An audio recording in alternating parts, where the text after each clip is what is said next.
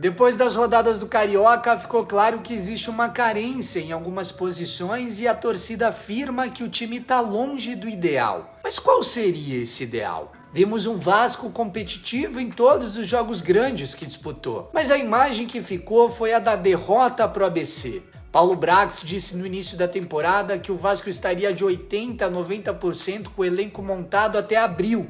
A torcida começa a cobrar e afirma que o dirigente não cumpriu com a sua palavra. Se o elenco não está 80% montado, quantos jogadores faltam para o Vasco chegar nesses números? Para isso, vamos recapitular um pouco os acontecimentos para entendermos um pouco melhor até aqui.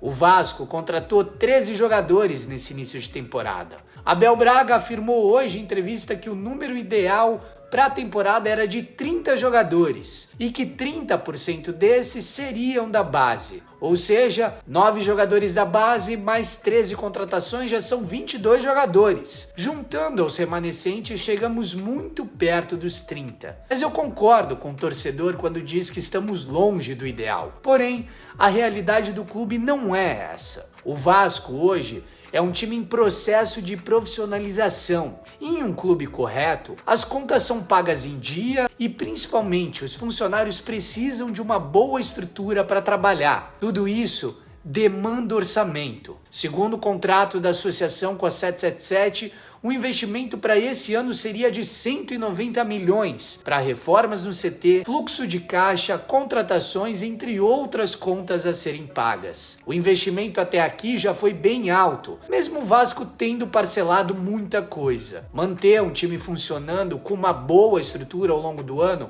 custa caro e para isso precisa ter fluxo de caixa. Então, não espere loucuras da direção, porque isso não vai acontecer, torcedor.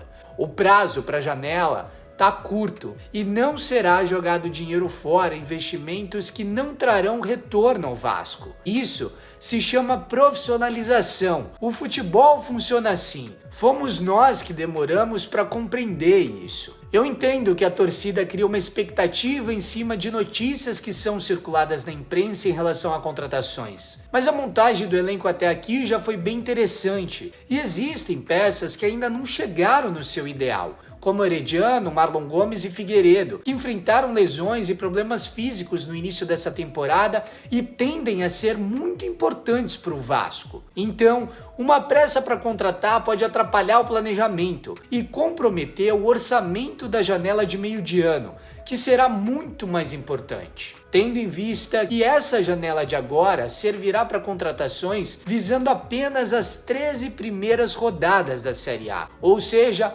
1/3 do Campeonato Brasileiro. Eu também queria umas 3 ou 4 peças já nessa janela, mas a promessa foi de um time competitivo e hoje é inegável que o nosso time está nesse caminho, mesmo sem estar 100% formado. O planejamento para esse ano está exatamente dentro do prometido e não sairá disso. Apedrejar na internet ou rede social só vai fazer com que a torcida se afaste do Vasco. E nos últimos anos a gente entendeu o quanto somos importantes para esse clube. Então talvez apoiar seja o melhor caminho. Não podemos esquecer que já trouxemos 2 bons zagueiros, 2 bons goleiros, 2 ótimos laterais, um volante de seleção brasileira e outro volante que até pouco tempo foi o melhor do Campeonato Brasileiro. Trouxemos também uma joia da Argentina que ainda nem jogou para valer e também o vice-artilheiro do Campeonato Brasileiro do ano passado, além de peças para reposição. Como eu falei,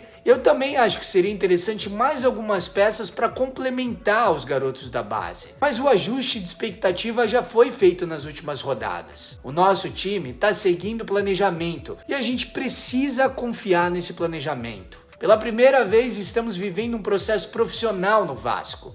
Lembra de quando tínhamos presidentes bravateiros que prometiam milhões de coisas? Então, foram essas pessoas que nos levaram ao lugar que estávamos até 5 meses atrás, que era de muito sofrimento. Precisamos ter calma e confiar no processo. O Vasco está em reconstrução e continua precisando de nós.